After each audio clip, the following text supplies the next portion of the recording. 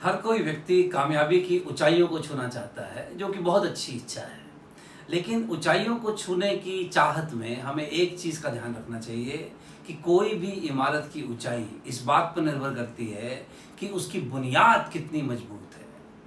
किसी भी पेड़ की ऊंचाई इस बात पर निर्भर करती है कि उसकी जड़ें कितनी गहरी हैं।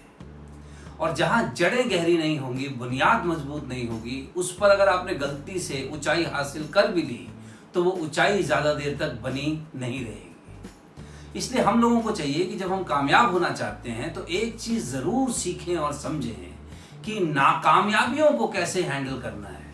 उसके लिए बहुत ज़रूरी है कि हमारी जड़ें मजबूत हों, हमारा बुनियाद मजबूत हो। और ये बुनियाद को मजबूती कैसे मिलती है? देखिए, बुनियाद मजबूत होती है 3 चीज़ों से। पहला, कठिन परिस्थितियां। जिन लोगों ने भी कठिन परिस्थितियां जीवन में देखी हैं, आप देखिए वो किसी भी अड़चन का मुकाबला दूसरों से बेहतर करते हैं। जिन्होंने बहुत सुख सुविधाएं देखी हैं, वो छोटी मोटी चीज से भी आजकल डिप्रेशन में और बहुत सी तरह के मानसिक असंतुलन का शिकार हो जाते हैं। आपने देखा है कि जिन गांवों में अभी तक बिजली नहीं पहुंची थी, वहां के बच्चे आईएएस आईपीएस बन जाते हैं। जहां बेसिक सुख सुविधाओं का अभाव है, वहाँ क्या क्या अचीवमेंट बच्चे कर लेते हैं और फिर पूरा जीवन उस कामयाबी को ना सिर्फ पाते हैं बल्कि उसको बरकरार रख पाते हैं। तो कठिन परिस्थितियां आदमी को बुनियाद में मजबूती प्रदान करती हैं। देखिए, अगर परमात्मा को आपको और मुझे मजबूत बनाना है तो हमारे घर कोई हॉर्लिक्स नहीं भेजेगा, कठिनाई भेजता है। तो इसका मतलब ये नहीं है कि मैं कह रहा हूँ कि आप अपने बच्चों को जबरदस्ती कठिनाइयों में भेजो, लेकिन मैं सिर्फ ये कह रहा हूँ कि उन्हें इतनी भी सुविधा ना दें कि फिर सारा जीवन आप ही को उनको सुविधाएं प्रदान करनी हो।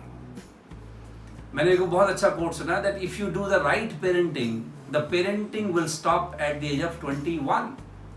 जैसे ही आपका बच्चा 21 साल का हो, उसके बाद आपको उसकी पेरेंटिंग करने की जरूरत नहीं है, अगर आपने 21 तक पेरेंटिंग ठीक की है। लेकिन अगर आपने उसको सिर्फ सुख सुविधाएं दी हैं, अपने पर आश्रित रखा है, ट्रस्ट में सारा जीवन इसकी पेरेंटिंग आपको करनी होगी। इसके बारे में सोचिए। तो उनको थोड़ा कठिनाइयों का अनुभव दिलाना बड़ा ज़रूरी है। जैसे मैंने अपने बेटे को 14 साल की आयु से मेट्रो से स्कूल भेजना शुरू कर दिया था। चाहता तो कार से भेज सकता था, लेकिन नहीं, मैं चाहता था कि वो मेट्रो से जाए, थोड़ा भीड़ का सामना करे, थोड़े धक्के लगने चाहिए, थोड़ा बहुत धूप का सामना हो, पता तो चले कि दुनिया में और किस किस तरीके से लोग जी रहे। ओके, सो पहला है कठिनाइयाँ, कठिन परिस्थितियाँ। दूसरा, ज्ञान। देखिए, ज्ञान और जानकारियों में बड़ा फर्क है। आजकल ना जानकारियां तो हमें बहुत है, हर चीज के बारे में जानकारी है, लेकिन ज्ञान क्या है? ज्ञान हम उसको कहते हैं जिस जानकारी को हमने आत्मसात कर लिया हो। ओके, जानते तो हम बहुत कुछ हैं, लेकिन अपनाते हम जिसको हैं वो हमारा ज्ञान है। और जितना हमारे में ज्ञान बढ़ता जाएगा, उतना हमारा बुनियाद मजबूत हो जाती है, जिस पर फिर बड़ी इमारत की रचना हो सकती है।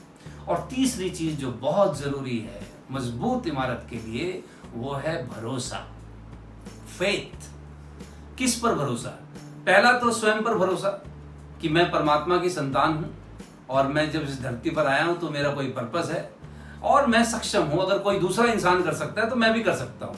अपने पर भरोसा, अपने किसी हुनर पर भरोसा, अपने स्किल पर भरोसा हो।